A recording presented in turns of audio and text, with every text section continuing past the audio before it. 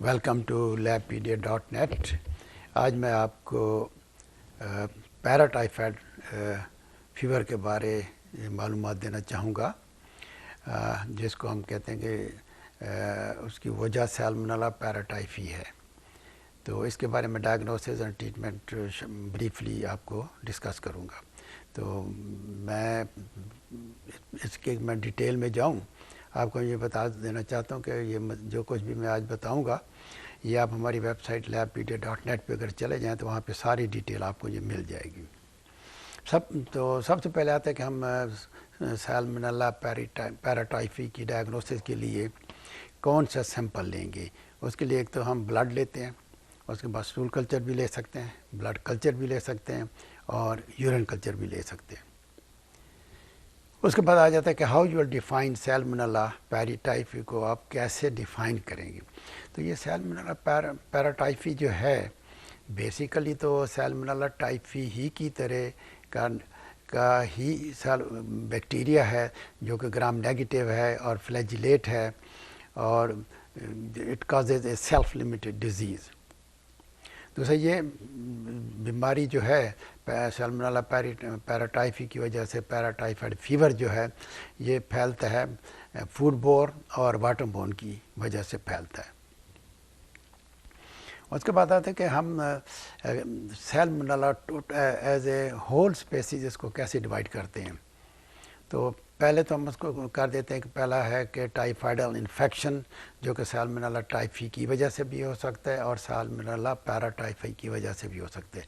Salmonella typhi जो है वो जो हम बहुत ही मशहूर है, जिसको हम कहते हैं कि टाइफाइड फीवर हो गया, तो उसकी वजह सैल्मोनेला टाइफी है। और सैल्मोनेला पैराटाइफी जो है इसको हम कहते हैं पैराटाइफाइड फीवर। दूसरा ग्रुप है नॉन टाइफाइडल इन्फेक्शंस। अब हम आ जाते हैं कि सैल्मोनेला पैराटाइफी की टाइप्स कितनी हैं। तो सैल्मोनेला पैराटाइफी की बेसिकली एक तो ए है, दूसरा बी और तीसरा सी है। So Salmonella paratyphi A B C. अब इसके बाद हम आ जाते हैं इसका इंक्यूबेशन पीरियड क्या है। इंक्यूबेशन पीरियड है 6 to 30 डेज। और उसके बाद ये फैलता किस तरह है तो वो मैं पहले ऑलरेडी आपको बता चुका हूँ कि जो भी आपके कंटेमिनेटेड फूड होंगी या ड्रिंक्स होंगी उनके ज़रिए ये फैलता है। और उसके बाद जो है most common salmonella paratyphi compare to paratype B और सी के मुकाबले में ए ज़्यादा जल्दी फैलता है। उसके बाद आ जाता है कि how you will describe the epidemiology of Salmonella paratyphi. जो पैराटाइफी ए है ये तो कन्फाइंड है टू ट्रॉपिकल कंट्रीज़ में ज़्यादा होता है। पैराटाइफी बी जो है ना वो यूरोप में ज़्यादा होता है। और पैराटाइफी सी जो है ये ज़्यादातर फार ईस्ट कंट्रीज़ में होता है। Excuse me. फिर हम आ जाते हैं इसकी माइक्रोबायोलॉजी क्या है सैल्मोनेला पैराटाइफी की। एक पहले मैं बता चुका हूँ ग्राम नेगेटिव फ्लैजिलेट बैक्टीरिया होते हैं और उसके बाद इनको स्पेशल मीडिया पे जब ग्रो करेंगे तो उसमें नॉन लैक्टोज फर्मेंटिंग पेल कॉलोनीज नज़र आती हैं। और उसके बाद आ जाए कि स्पेशल टेस्ट जो है उन ज़रिए भी हम इसको डायग्नोज करते हैं। अब इसकी पैथोजेनेसिस क्या है, ये बीमारी कैसे करता है। तो ये मैंने डायग्रामेटिकली शो करनी दिखाया है, जिसमें आप अगर देखें तो ग्राम नेगेटिव बैसिलाई जो सैल्मोनेला पैराटाइफी है इंजेक्शन वही कंटेमिनेटेड फूड या वाटर की वजह से आपके अंदर चली जाएंगी। इंक्यूबेशन पीरियड है 6 to 30 डेज।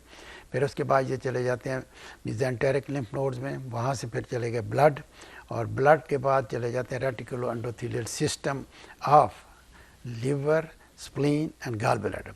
तो इन 3 जगहों पे जा सकते हैं। वहाँ जाने के बाद दोबारा ये ब्लड में जाते हैं और जब ब्लड में जाएंगे तो एक किस्म की बैक्टीरिया की स्टेज बन जाती है और उसमें साइन एंड सिम्टम अपेयर हो जाते हैं, जिसमें टिपिकल फीवर पैटर्न है, नाजिया, एब्डोमिनल पेन और सम टाइम डायरिया भी हो सकता है। और फिफ्थ जो इसकी है वो जाके पैर पैचेस के अंदर ये बैठ जाते हैं।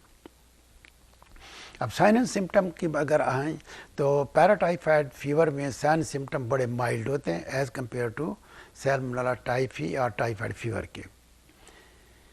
तो इसमें वीकनेस भी है, लॉस ऑफ एपेटाइट है, हेडेक, तो वही कॉमन सिम्टम जो होते हैं फीवर की वजह इन्फेक्शन से वो होते हैं। अब कैरियर स्टेज इसमें जो है ना वो बहुत अनकॉमन है। अब आ जाता है कि हाउ यू डायग्नोज सैल्मोनेला पैराटाइफिक, आपको डायग्नोज कैसा करेंगे। तो डायग्नोस है जस्ट लाइक जिस तरह हमने सैल्मोनेला टाइफी की डायग्नोसिस की थी टाइफाइड फीवर की, उसी तरह इसमें ब्लड काउंट करेंगे तो इसमें अगेन ल्यूकोपिनिया होगा, मतलब कि ल्यूकोसाइट लो आएंगे। फिर आप ब्लड कल्चर ले सकते हैं, बोन मैरो कल्चर ले सकते हैं, स्टूल कल्चर ले सकते हैं। तो उसके बाद आ जाते हैं कि जो सीरोलॉजिकल टेस्ट हैं उसमें विडाल टेस्ट मैंने दोबारा एक्सप्लेन करने की कोशिश की है, जिसमें कि मैंने बताया कि इसके अंदर एक तो सोमैटिक ओ एंटीजन होता है और एक होता है फ्लैजिलर एच एंटीजन। तो एच जो है ओ एंटीजन उसके ख़िलाफ़ जो एंटीबॉडी अपीयर होती है ब्लड के अंदर 6 to 8 डेज़ लेती है, और एच फ्लैजिलर के ख़िलाफ़ 10 से 12 घंटे लेती है, 10 से 12 दिन लगते हैं उसको। ये फिर मैंने डायग्राम में विडाल टेस्ट को एक्सप्लेन करने की कोशिश की है कि उसकी पहले डेलिशन बना लें 120, 140, 180, 160, 132, और उसके बाद जब आप इनको इंक्यूबेट कर देंगे आफ्टर द इंक्यूबेशन, तो जहाँ भी आपको ग्लूटिनेशन नज़र आएगी तो वो पॉजिटिव होगा। अब यहाँ पे मैंने दिखाया 160 पे ग्लूटिनेशन अपीयर होती है, 320 पे ख़त्म होती है। तो एंड पॉइंट जो होगा इसका टीटर जो आएगा वो 100 × 320 आ जाएगा। फिर मैंने बता दिया कि इसकी कौन से आप एंटीजन ले सकते हैं।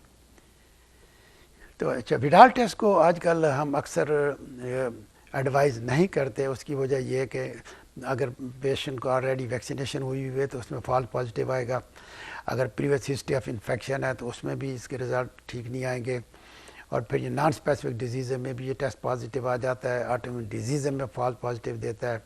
अब उसके बाद आ जाएं टैफीडॉट पे। अब टैफीडॉट जो है ये बेसिकली जो कंपनियां जो टैफीडॉट की किटें बना रही हैं वो तो क्लेम करती हैं कि ये साल्मोनेला पैराटाइफी को after 2 to 3 days of infection में ये टेस्ट डिटेक्ट कर सकता है। अब इसमें क्या होता है, पहले तो IgM एंटीबॉडी बनती है जो कि एक्यूट इन्फेक्शन को शो करती है, और IgG antibody after words. IgM will be replaced by IgG, क्योंकि IgM को रिप्लेस करेगी IgG। तो ये मैंने उसकी डायग्राम में दिखा दिया है। इसमें एक तो इंस्ट्रूमेंट की कोई ज़रूरत नहीं, आप सीरम ले लें 45 माइक्रोलीटर, उसके बाद बफर का ड्रॉप डालें और उसको रीड करें आफ्टर 20 मिनट्स। ये मैंने इंटरप्रिटेशन में क्लियर कर दिया है कि अगर IgG IgM पॉजिटिव है तो एक्यूट एंटेरिक फीवर होगा, अगर सिर्फ IgM पॉजिटिव आता है तो अर्ली एक्यूट इन्फेक्शन है, अगर IgG है तो पास्ट इन्फेक्शन।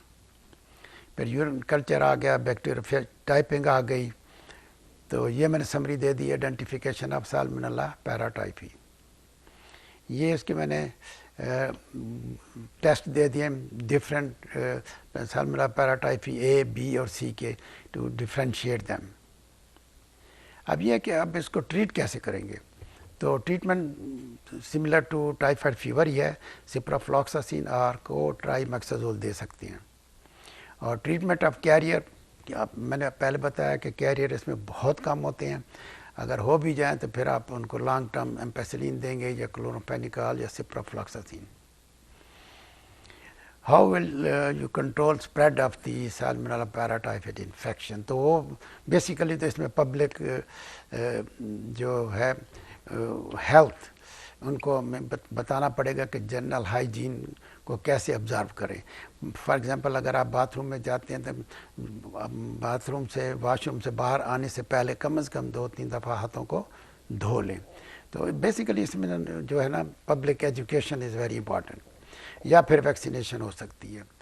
तो this was brief introduction about the salmonella paratyphoid और साल्मोनेला पैराटाइफी इन्फेक्शन। तो आप मज़ीद अगर आपने देखना है डिटेल जो कुछ मैंने अभी आपको बताया है, तो आप हमारी वेबसाइट labpedia.net पे चले जाएं, वहाँ आपको सारी डिटेल मिल जाएगी। खुश रहें और खुशियाँ बाँटें, और thank you very much for listening me.